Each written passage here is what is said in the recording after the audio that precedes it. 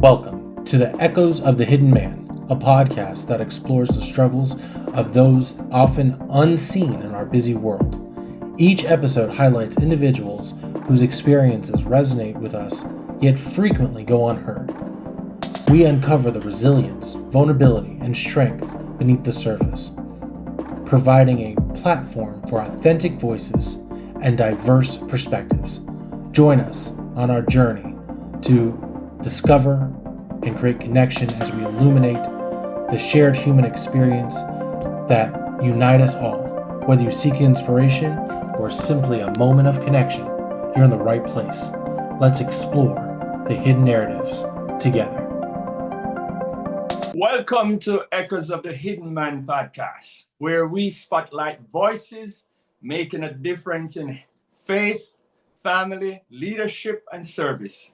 Today's guest is Drexel Shaw, wellness advocate, faith leader, and public health professional. Now, today our focus is on the silent health crisis men are faced with. And so at this time, I want to say, Drexel, welcome to the show. Can you start by sharing a bit about your journey, your personal journey into health and wellness? Thank you for joining me, Mr. Rees, allowing me to be part of this platform with the amazing audience.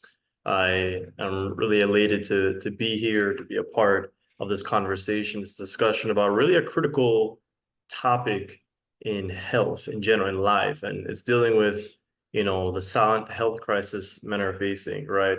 And every man can relate to this conversation, and that there are many feelings, many different areas in our life that we are battling challenges, right? And one of them is health, right? And so I got into the health and wellness space, I would say about 10 years ago. I had finished high school and I was looking to pursue a career. And at that time, I was interested in becoming a medical doctor and spent, about a year actually taking my prereq courses for med school. And then eventually I switched over to a different field, similar to it, but different than the clinical side, to public health, which I'm just so excited where I'm able to deal with, critical health care issues that deal with the individual and community level rather than individual for a person. And through that, I've been able to have really rewarding opportunities to help community, to give back, to educate about health issues that, impact people that look like you and I. Yes. Okay.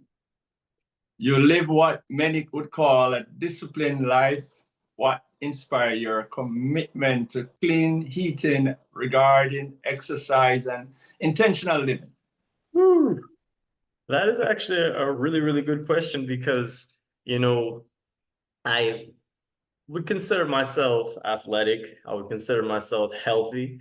And I remember going to, the doctor a few years ago, after having really good, blood work, in the past, years, somebody that, when I go to the doctor, they usually say, you're the ideal patient, we see you today, we don't see you till another year from now, everything's going well. And I can recall that during that doctor's visit, I was speaking to my doctor and she said, one of your blood work had came back abnormal. And I was like, what are you talking about? I want a second opinion. And so I did get a second opinion a few weeks after that. And then it came back with the same result, that it came back abnormal. And long story short, the reason for it coming back abnormal was because I wasn't getting enough sleep and I wasn't hydrating myself, appropriately. And so that is two areas that is often overlooked in the field of health, right? Is your quality of sleep and just trying to hydrate, something as simple as the sleep and something drinking enough water, right? And taking enough fruits. And so with that sort of wake-up call experience that I had, it allowed me to sort of change how I, prioritize my sleep, because I was exercising, right? As I said, very athletic, was going to the gym, at least 4 or 5 times a week, but I was not hydrating appropriately, as well as getting enough sleep to recover from those strenuous workouts. And so for me, that totally transformed the way how I thought about health, and that health has many different disciplines. If you can be focusing on one area, but you want to be able to balance it out across all the different areas in health. Right. With a master in public health and a national advocate role at CVS Health, how has your career influenced your personal views on men's health? That's a loaded question. So if I can just take a step back, how I got into CVS, and I'll talk a little bit more about my work in advocacy. So when I graduated with my bachelor's in public health, I was working at the Department of Health, where I was able to learn about different health conditions that are affecting both male and female in the community. And so I was on a team where it was predominantly females, but the issues that we were addressing were issues that affected males. So we're talking about HIV, we're talking about tuberculosis, we're talking about high blood pressure and high cholesterol and obesity, which many do affect women, but predominantly men are affected by some of these conditions I just listed, right? And so for me, I always had a pursuit in how I could help improve, the health disparity that exists amongst men, both young, middle-aged, and aging. And then when I got into CVS a few years ago as a National Patient Advocacy Manager, I was tasked to really look on how we could transform healthcare across the United States. And so how can we look into different, we would call them underserved communities, or communities that are disproportionately impacted by certain diseases and conditions, and come in there and figure out what is going on, and then Right. healthcare solutions that are personalized, individualized, that meet people where they want to be met, right? And so I am inspired, through, as I said, my own personal health journey, through the ability to, impact community and, as I say, educate and raise awareness to critical health issues, and give individuals solutions, because there are many resources that exist in the community, and many people just don't know that they exist around them, that they can take charge of their own personal health. Okay. The silent health crisis. When we talk about a silent health crisis among men, what does that mean to you as a health professional? Silent health crisis. So that's another great question again. And we think about the word, silent, something that's quiet, something that is difficult to deal with. I could only bring back to my personal, experience, right, where I was battling a health condition, and not knowing something was wrong, right? Knowing that something seemed right, like everybody knows their body. Let's just stop there. Everybody knows their body, from a child to an adult. You know your body, how you feel in the morning, in the evening, right? And I started to get some symptoms that I would say were a little bit more frequent and abnormal than I usually get them. And I was like, something is wrong, right? But sometimes it can be difficult because of societal pressure as a man to actually come out and talk about, how you're feeling as it relates to your health, right?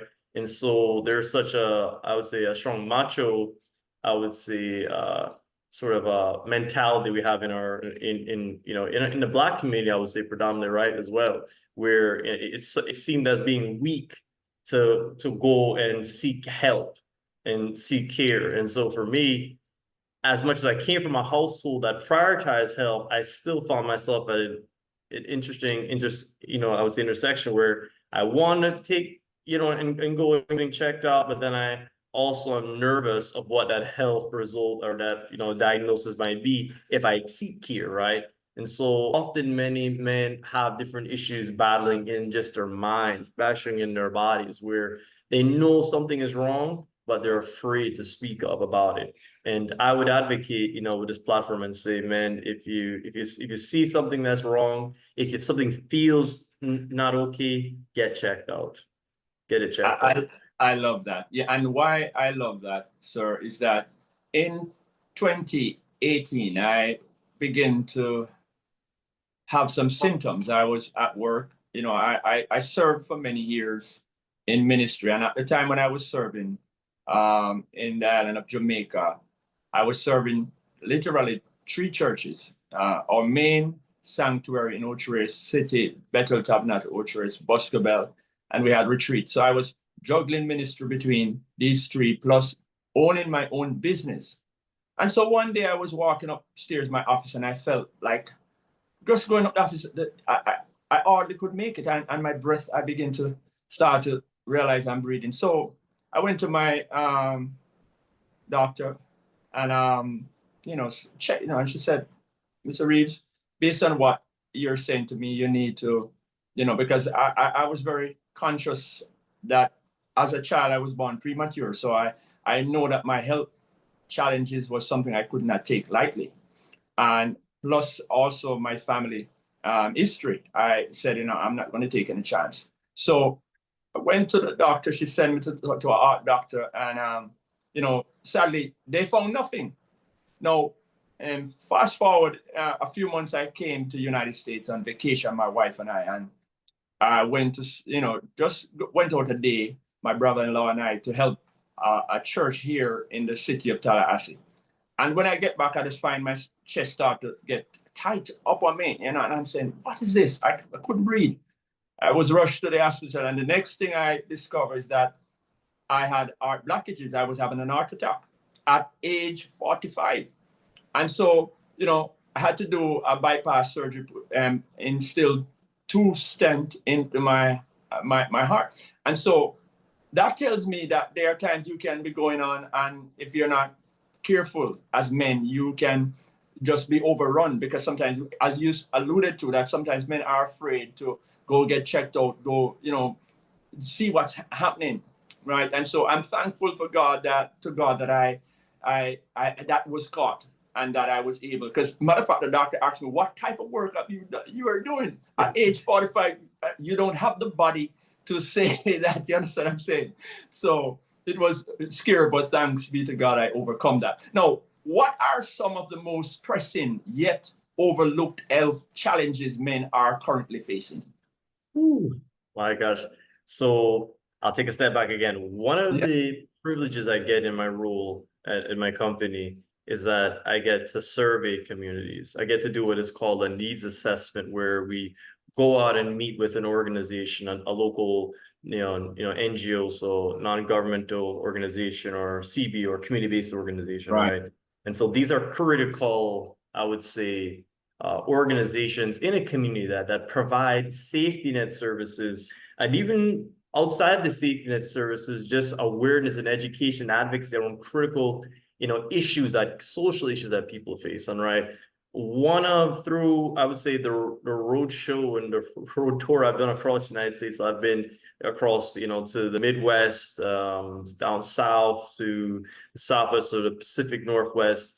What a common, I would say, some common issues we see is mental health and suicide, which is on the rise, right? While awareness is growing, the scale of the problem is often underestimated, right? So men are disproportionately affected, by suicide, and often, present with mental health issues, anger, irritability, substance abuse, these different things which can be misdiagnosed and often go unnoticed. But it's very, very important that we talk. So mental health is probably and I think about all the different, chronic issues and acute issues that men are facing. Mental health is one I just want to highlight as the first. Right. The second one, I would say, as related to what you had experienced, is cardiovascular issues. So when we think about, heart disease, we think about hypertension and high cholesterol, which are also the precursors, right, which can cause cardiovascular disease because they put stresses on the arteries and different organs. You're talking about your brain, your heart, your lungs, your kidneys, your liver, right? All are part of that circulatory system. And that's, men are generally aware of some of the symptoms, the heart palpitation, some not feeling right. However, often, screenings are missed. As you said, you had a screening back home, and unfortunately it was missed, and they caught it, thank God, in the States. The third one, prostate health. There's never a time I've seen such a rise in diagnosis of prostate cancer that I've ever seen in my life than in today's time, meaning, we are getting better at detecting and screening for prostate, abnormalities. And, some of the, I would say early signs of that is like, increased urination, those kind of things, which happen when individuals get older, regardless of age, right? So that's normal. However, getting that checked out, if you have a family history, a grandfather or a father that was diagnosed, with any prostate related issues, to get screened as early, get it in your 30s, if you can get it in your 20s, great. Just continue to monitor that, as early as possible. And then the last point, so I said mental health, I said cardiovascular, prostate health. The fourth one, this being sleep. Sleep is sleep is probably one of the most overlooked area in health. Right. Sleep apnea, is one of the most increasingly issue we're seeing across the United States. And so men, a lot of them being, the caregiver in their family, leading in their family, a lot of times working a second job, managing and juggling as yourself, you're managing, different works in ministry. Not getting enough sleep can impact your cardiovascular health, as well, and lead to even issues with your mental health. Absolutely. Why do you think many men avoid routine checkups or delay seeking medical help when they know something is wrong? Ooh. Come on. I mean, I have to stop the men here and say, the biggest thing I see, as I mentioned earlier, the whole machoism, the masculinity, right? Cultural norms that's the really the cliff note I want to leave with everybody. This is arguably probably the most significant factor, right? Societal expectation, as I said, often equates, seeking help makes you weak. Right, seeking help, admitting pain. I feel pain in my stomach. I feel a pain in my head or in my leg or so. Any of those kind of discussing and admitting that you're feeling that is unmanly and a sign of not being able to handle it.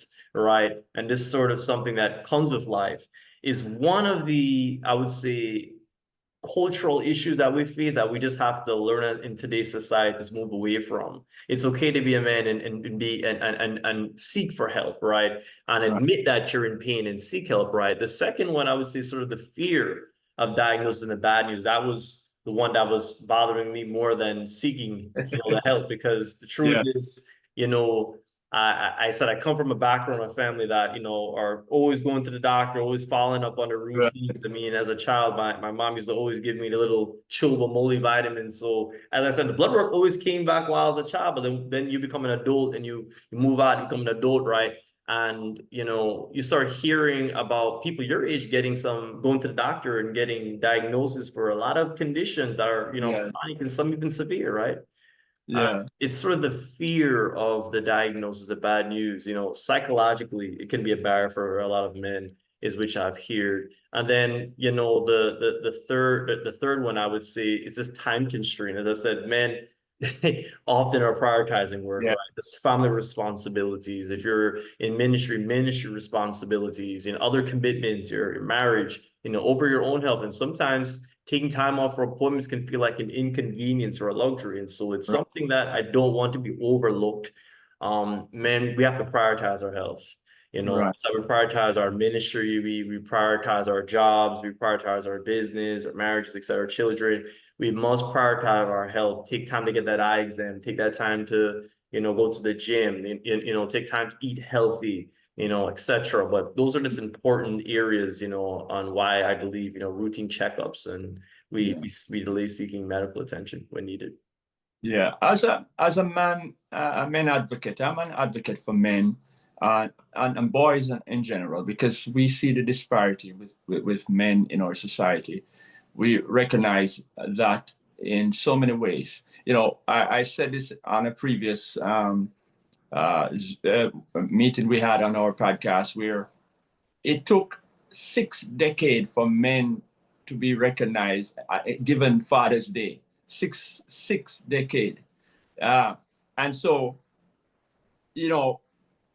it is concern for me. And I was looking recently on a statistic, and it says the rate in terms of men dying compared to women with heart disease is alarming. Over 219.9% men die compared to 131.8% 8% of women from a heart disease, right? Cancer is 192% compared to women. Injuries and strokes and suicide and HIV. All of these things we see that is happening. It's affecting men at a high rate. Now, according the social norms like man up or tough it out affect the way men approach their physical and mental health. Yes, yes, yes. I'll say it again. Yes. We're told, right? Yes. To man up and tough it out, and you're strong. And as I said, there's nothing wrong with manning up or toughing up, the term analogy of that. I think, however, not understanding the detrimental effect of not looking at the flip side, right? Where these norms actively discourage men from acknowledging how they feel, right? And if you feel anxiety about going to the doctor, or fear or sadness about regardless issue, it could be, as I said, mental health, or it could be a physical health issue. This can lead to internalizing the stress. And then, as anxiety and depression builds and make it hard to identify what it actually is going on. But that man up, tough up, I would say, rhetoric, delays and makes us avoid, seeking medical care. Then we underreport symptoms when we go to the doctor. Well, because here's the thing: there are men that are going to the doctor too as well, but they're not speaking to the doctor and being truthful about all the symptoms, that they are feeling, and fully disclosing or feeling comfortable trying to share, that, hey, I know I don't feel well. And you tell them what your pain level, well, it's only a 2, when it's really an 8 or a 9, right?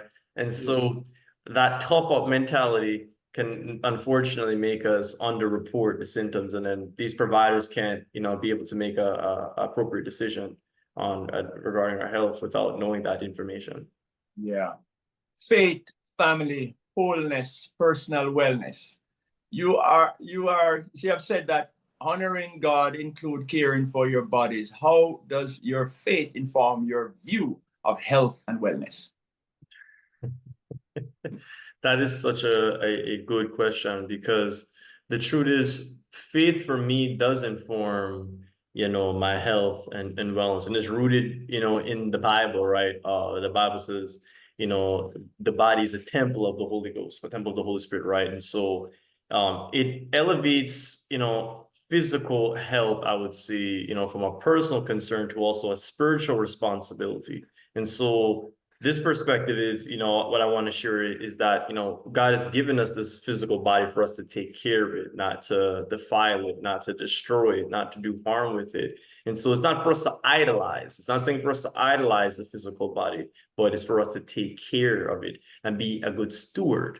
If we know that the body is a gift from God, then there's a responsibility for us to be good steward of it. It's just like money, right? And so that means we must actively take care of it, right? Not just passively letting it deteriorate, but that's us making conscious choices. I'll use that word again: make conscious choices of the nutrition. So the kind of foods we put in our body, how much of it we put in our body, physical activity, making sure we're moving and there's movement every day. You're not a guy that likes to go to the gym, just making sure you're walking or moving around the house, doing things around the house to keep you active. Sleep needs to be prioritized, making sure you're getting, at least 7 to 8 hours of sleep, and avoiding harmful substances, that can hurt your body. So the body, there's a stewardship part of it, which is holistic. As I said, your calling, with God, right? For many, a healthy body and mind are essential for one taking care of themselves. And so if we're saying we are a part of the body of Christ, and we're trying to, be an example to community, we have to also take care of the gift that God has given us. And one of that is this physical body, which we're grateful for. And I'm so happy for that input, because for me, I think before I had migrated, the last probably 20 years was just, I've never really put aside time for exercise or for prioritize certain things. I was just going ministry, just consistently. And I think a lot of us who are in the field of ministry sometimes miss. Matter of fact, at the hospital, after I come through, they gave me a document called Death by Ministry. And it waked me up because they prioritize that you have to spend time in terms of structuring yourself in ministry, time for proper sleep, time for exercise, time for, eating healthy, all the favorite things, that I was neglecting.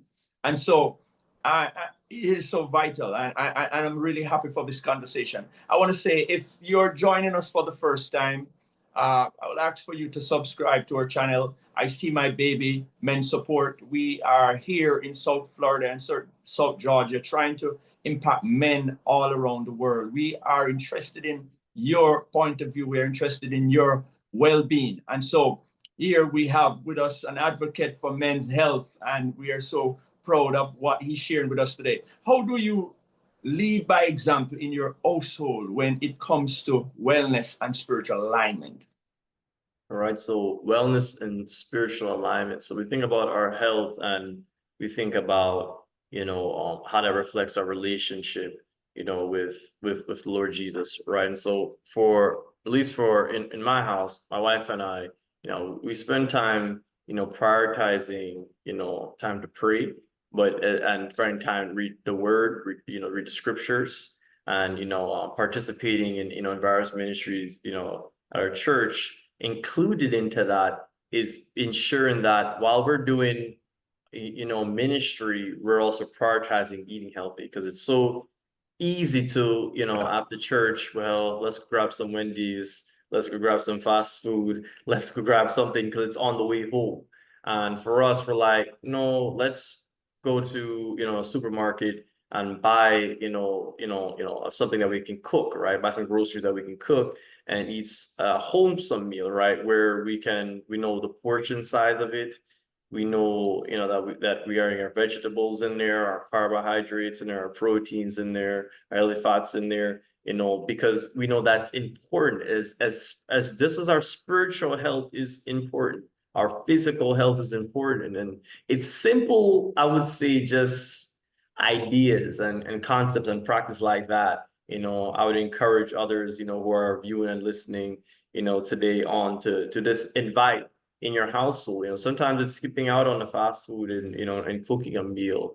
And sometimes it's having prayer walks. Sometimes it's just driving, to a park nearby and just talking about the Lord, or just finding some time to reconnect. Sometimes it's not even we're not even talking about the spiritual aspect, just spending time with each other as a family. And as you're on that point, I just interject. My next question was, which you're in line. What role does joy play in wellness, in your wellness journey, and why is it important not to treat health as just a checklist or burden? So health is not a checklist, it is not a burden. Let's get back to the nucleus of it, though. Joy, right? Yeah. So the joy of the Lord is our strength, right? So joy is not merely a byproduct of a healthy life. It's foundational. It is essential component of wellness itself. You have to find, an area that makes health, sustainable and meaningful and enjoyable. And one of the things that my wife and I love to do is to cook healthy meals. And so for us, it's just finding joy in things that we like. And so for us, trying out new cuisines that are healthy, that we can incorporate, adding fruits to certain, meals that we wouldn't typically add into those things to bring joy to us. So it's like, as I said, everything is going to look different for every family and every individual person, but I would say find an area in your health journey, in your wellness journey, that is meaningful and something that is sustainable for you. And so finding and cooking healthy meals is something that we love to do, as well as we love nature and parks. And so with that, you're going to walk. And so we get that opportunity to be able to do that. And it's so important. Joy is, as I said, it's rooted in gratitude. It's important that you find something to smile about in your wellness journey. Yeah. All right. These two questions I'm just going to throw them at you. Mental health is a critical part of the conversation. What are some signs men should look out for when it comes to burnout, anxiety, or depression? How can we create safe space at work, at home, and in church for men to be vulnerable about emotional struggles? Whew. So there are many signs I can share just a few, that I had to experience, when you're burnt out, right? And some may say, well, how do I know I'm actually burnt out? Because Right. at first, I was like, well, I'm too young to be burnt out. That's what I was told by those older men. Like, you're too young to be burnt out. You just started working a few years ago. How can you be burnt out already? You got, 20, 30 more years to work. And I'm Yeah. like, well, I feel tired. I mean, so that's the first thing, right? So exhaustion, you feel drained physically, and everyone Yeah. will say, well, I feel drained every day. I feel tired every day. But Yeah. when it becomes persistent, that it starts to affect your quality of sleep, as I brought back, like you get 8 hours of sleep, you go into bed early and you still wake up feeling tired, right? Yeah. Chronic headache or fatigue, and just feel detached. You're doing ministry, you're doing your spiritual work, but then those have a physical job, you're working on your job, you just feel detached, and you're like, I'm here, but I feel disconnected, towards the hobbies and the relationships that I have at work. And it starts to actually affect your performance because you lose your motivation. And then for some men, they get irritable, short-tempered, others isolate themselves. And then we have a group who, sometimes escape. They use different coping mechanisms. And unfortunately, we tend as men to do more risky, escapist behavior. So you have men who struggle with different challenges as relates to alcohol, which is a real, it's a sensitive topic, but it's a real thing that some men struggle with, right? Right. Drug use, Yeah. overeating, Yeah. spending, excessive time doing, different, activities, which can affect and harm your physical health and your pocket.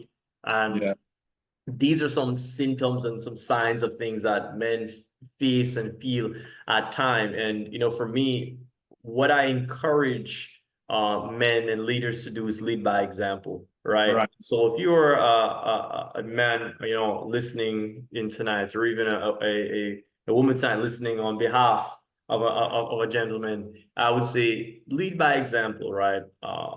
Males were called to be leaders. And so one of the critical things I've learned in my leadership role is learning how to be vulnerable.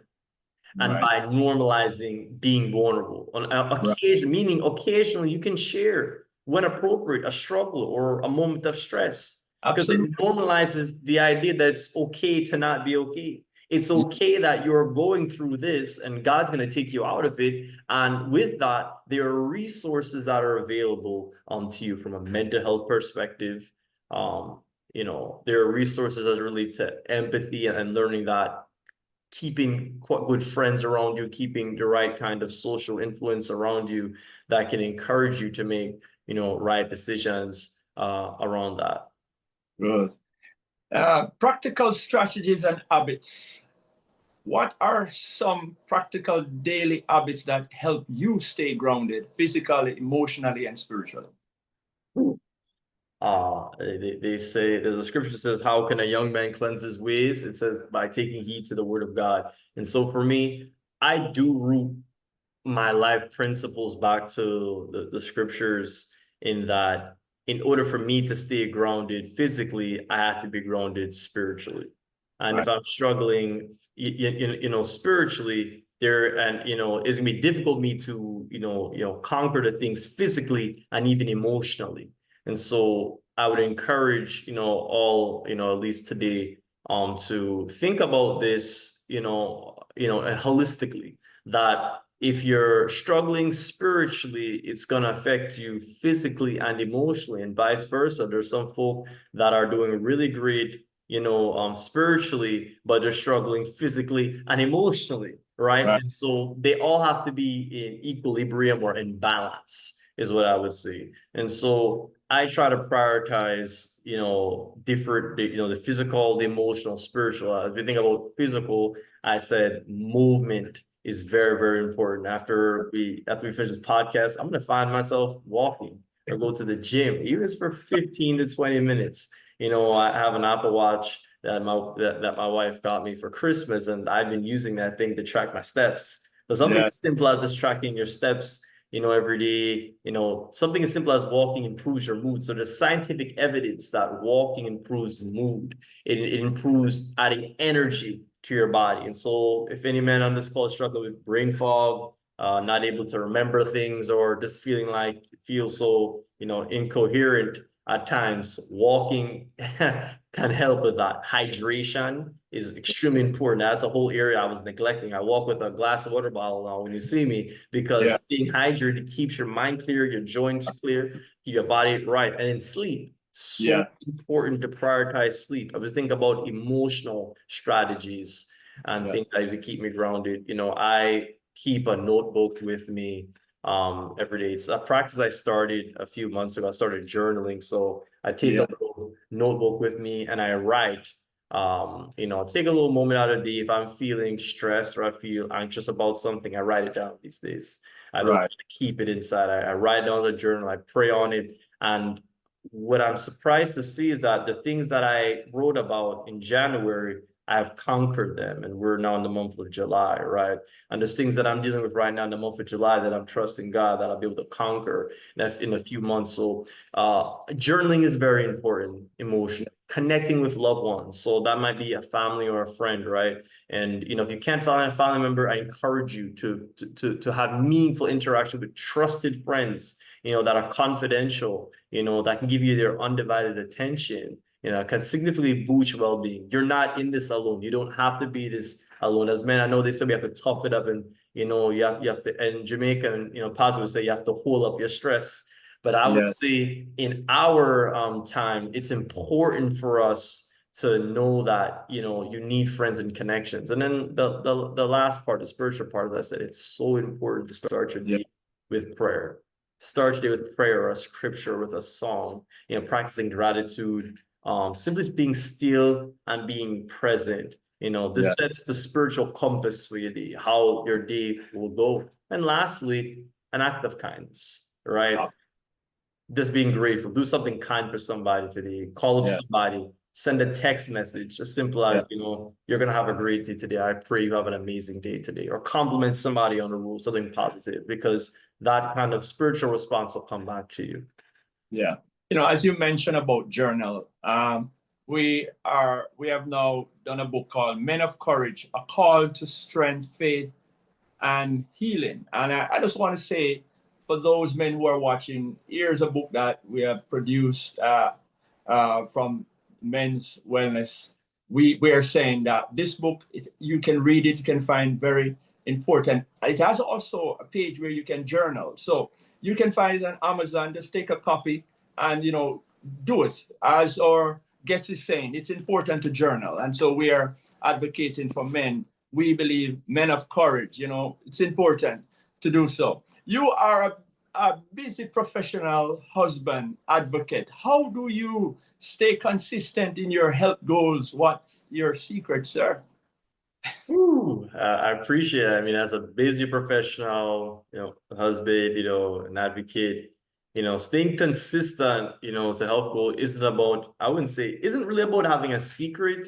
It's about rather a combination of strategies, concepts, ideas, habits that work for you. And it's all about understanding prioritization, it boils down to sort of these key elements. One, you kind of have to have your non-negotiable time block, as a leader, right? So you have to set aside time that is interrupted, sacred time, I would say.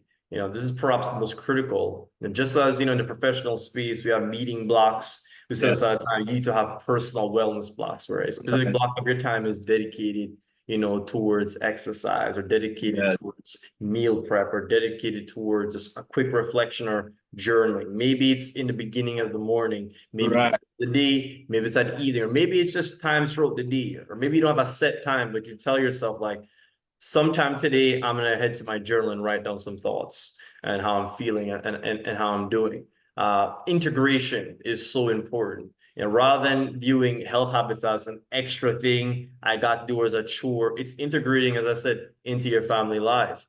family walks become exercise, right? As one example. So my wife and I, we walk together. We go to the gym, to the physical gym together. We cook healthy meals together, because that becomes family time. So that's how you sort of intertwine that together, where we're not taking a phone call or watching the TV while we're cooking a meal or checking a work email or stuff like that. But we're working together, right? It's prayer and reflection time, moving into between tasks and making wellness feel like a natural part of you rather than an added burden, right? So for me, it's also saying no, right, to things, because a lot of times, as being so busy, there's so many competing priorities. That is sort of the big buzzword these days, competing priorities. So many things to take our attention away, right, from the things that are in front of us.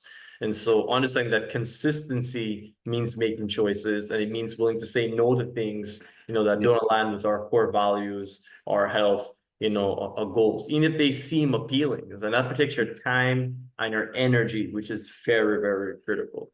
Yeah. Leadership and advocacy. In your role at CVS Health, how are you helping to promote equity, personal centered care, and especially for men in underserved communities? Yeah, so in my role as a national patient advocacy manager, I'm tasked to work across, United States to address different critical rare disease conditions that men and women in different communities are facing. But in the context of men, we're really looking at it from what is called a social determinants of health perspective. And so SDOH for short, it's really understanding that a person's health outcomes or a man's health outcome is influenced beyond just his genes. It's influenced beyond just, your family history. It goes beyond, really your background, but it's really thinking about housing, thinking about food security, thinking about transportation, thinking about economic stability. And those efforts are made to identify and address those social determinants of health, right? So for men in underserved communities, in rural communities, or even in cities, this might involve me working on creating partnerships with organizations like I See My Baby, with other community-based organizations, and how we provide access through grants, through capacity building, workshops, through trainings, through community interventions that meet people where they want to be met, right? So there was a phrase that went on years ago that we want to meet people where they are, but that sometimes doesn't acknowledge that people may not want to receive service where you want to give it to them. You want to make people where they want to be met, because a lot of times, oftentimes, men are not comfortable going to the clinic and being out there. They may not be comfortable going to a certain healthcare facility, especially if it's in a small town and everybody knows everybody that works at a facility, right? And so those things can be deterrent for people to want to seek help. Something as simple as the stigma. Everybody's going to know my business, right? And so within my organization, we focus on those social determinants of health, those other critical issues that influence a person's health, and how can we create programs, right, that are community centered, that, rather than a one size fits all, as I said, it's personalized and individualized for that community itself, and how we can leverage that. So we do a lot of work with community health workers. We do a lot of work with mobile testing vans, or we will go out to the community and do free screenings in certain underserved communities as relates to blood pressure, as relates to cholesterol, sleep health, depression, HIV, etc. And so those areas help us, build, trust in these communities. We have built access, so people know these have a proxy of where to start, right? So they can say, well, I got screened at the CVS mobile van. I know my numbers now. Now I can go to a doctor and they can refer me to a doctor, right? And I can make an informed decision on what I need to do to take better take care of my health. And I want to say again, thanks to you, sir, for your advocacy. I am doing a program for men here in South Georgia.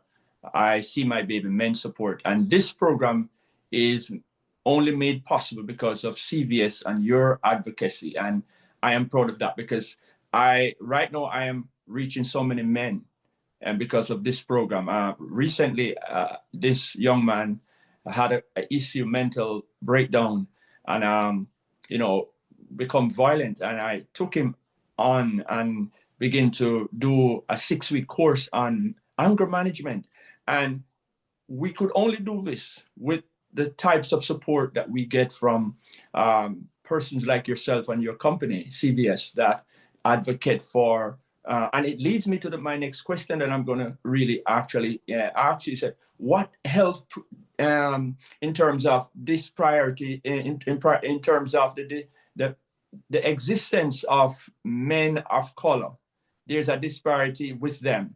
How can we better address those through policy and outreach? The disparity between, right? Mm-hmm. Yeah. So the work I'm involved with does impact, certain populations like Black, individuals, right? And us being Black, experience significant and often preventable health disparities across numerous conditions compared to other races, right? And so these disparities are rooted, as I said, in many different areas. So we have to view it holistically. As I said, it has nothing to do with genes. Right. It's not nothing to do with a skin color, right? When we talk about health disparities, right?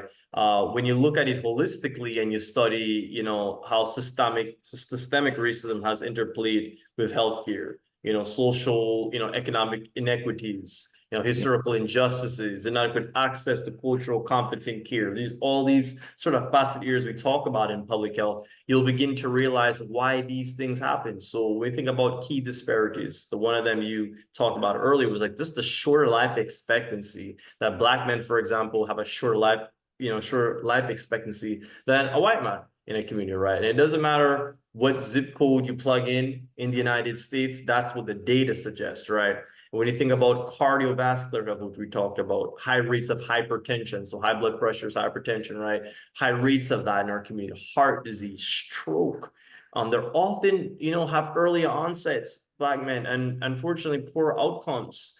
This is particularly pronounced in Black men. And if we were getting certain screening and certain education and access at a young age, we'd be able to reverse the effects of these things. Diabetes is so large in our community, right?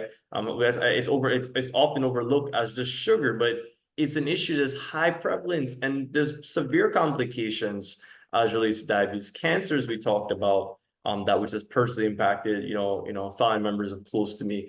That's a whole area, where I look at that as, if there were more access to screenings, more access to early detection about that, individuals would have caught these diagnoses earlier and then being able to have a better, prognosis or even outcomes related to it. HIV, as you taught about it, I do a lot of work with HIV across the United States. It's at its highest in the U.S. South, where Black men, in the South have tremendous high rates of HIV, particularly in the cities and in rural communities, right? And so that's a whole other area that is overlooked. We probably don't talk about it enough in faith spaces, like even the church, about the topic of even HIV and how prevalent that is just in general in the Black community, particularly in the South. Then mental health, man. I always have to go back to that, man. We are underrepresented, in that space in terms of seeking help, admitting we need help, right? And then when you get to that place, seeking the help and being able to find access to be able to pay for it, because mental health, getting a counselor, getting, any kind of, in-depth, sessions cost money, right? And then you have to talk about, do I have access to insurance and those things, which are tied to typically in the United States with an employer. Usually your job is what gives you your insurance in this country. So you start getting into that sort of concept around delayed care due to cost, right? For individuals, which ultimately all these issues, delay of care will cause, a lower, health outcome for individuals. Wow. I'm so thankful for this very informative session, and we're trying to, this is why we have this podcast, Echoes of the Hidden Man, because there are a lot of things that are hidden. Men are hiding their situation, their health crisis, they're hiding their emotional, their mental, their social situation. And so we're saying, men, we are providing a space, and I want men to feel comfortable to talk about these issues. Now, if you could leave your listeners with one core message about men's health, what would it be? That's a loaded question, and I'm gonna think about this one for a second, because I think it's a question I just don't want to respond Right. and just give us an answer. And our men here that are, as you said, some suffering, many suffering in silence, right, with their health and not knowing, what to do with this issue that they're facing. So if I had a core message to leave, would be this true strength, right? Your true strength as a man, and particularly as it relates to your health, lies not in just, saying you're strong or isolating, but it's being courageous, right? Being courageous to be self-aware, being true to yourself, Right. being proactive in how you take care of yourself and your family, being willing to seek support. I'll say that last part again. Self-awareness, being proactive, and willingness to seek support. Your well-being, your physical, your mental, your spiritual health is a profound investment of yourself, your loved ones, and your purpose. Your family depends on you. They need you around, right? And so investing in your health shows that you love your family, you love those around you, and you respect your purpose, your God-given purpose. Health is not a luxury, it's a necessity and a responsibility of men. Absolutely. How can men redefine strength, not as silent or suspicion, but as self-awareness and stewardship?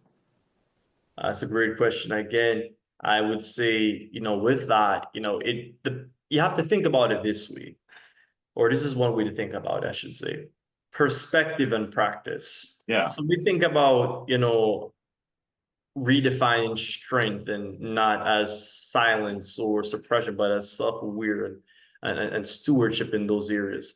We have to think about, how we can, practice emotional intelligence. And so what does that really mean at its root? Our true strength, is the capacity to understand and acknowledge our own emotion. That makes strong to know how you feel rather than bottling up it inside. That means recognizing the feelings that you have, right? The stress you might be feeling at work, or just, or the anxiety you might be feeling, or the sadness because you're dealing with an issue, or just the anger you feel about an unresolved conflict. Knowing when you are becoming overwhelmed, it's the courage to admit, I'm not okay right now. That's okay, man. That's okay. And we have to normalize it, that it's okay to not be okay, right? But with that, the vulnerability is power. The fact that that it's out there, it takes immense strength to be able to admit your limitations, right? To ask for help, to share with a trusted person. This isn't weakness. It's you're acting, courageous, as I said, and boldly. And lastly, this listening to your body. Your body, as I said, gives physical signs when you're aware, when you're in pain, when your mood change. And I know we have this saying of toughing it out. It's actually a sign of neglecting one's well-being when we say that to ourselves. Listening to these signs and act on them is a powerful form of self-preservation. Okay. As a CVS advocate and health manager, where can listeners follow your work or connect with you for more health tips, inspiration, or advocate resources? So there's many resources that are available. I can speak to quite a few of them. So one, I would say go to CVS health.com or cvs.com. I'll drop those and ask that Mr. Petroy send these over to listeners. We have a lot of great articles on our website that speak about men's health, that speak about where you can get screening for many of the conditions. One of the areas that are accessible, or I'd say are in the neighborhood, I should say, for most individuals, is a CVS mini clinic where they do provide testing for individuals in the community, set up an appointment. Now, we have a program called Project Health. I'll share a little bit more resources on that at CVS, where we have a mobile van that goes to different communities across the United States. Yeah. And they provide free preventative exam screenings for people, from your eyes to depression screening to cholesterol to blood pressure to there's a glucose screening that's available. So you get a myriad of health screens. Does they provide anything for men prostate screen? Or so they do not handle men prostate screening.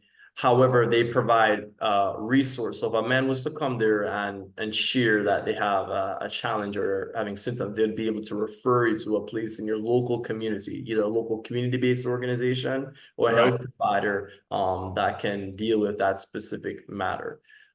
There are a lot of resources, as I said, in many communities that are untapped, the non-governmental organizations. I See My Baby is one organization, as I said, in Bainbridge, Georgia, that are addressing many critical issues as it relates to family planning, right? And I think it's just important that we highlight and we sort of give the flowers to these organizations that are now dealing with such a difficult time now in policy, as funding changes are changing across the country. The private sector, particularly companies like CVS, are being more involved in supporting these non-governmental institutions to keep them alive, thriving, and keep people healthy.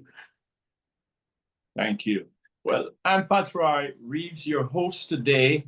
That's it for today's conversation on Echoes of the Hidden Man podcast. A big thank you to Drexel Shaw for this rich and inspiring discussion. If you enjoyed this episode, don't forget to subscribe to our channel, I See My Baby, Men Support.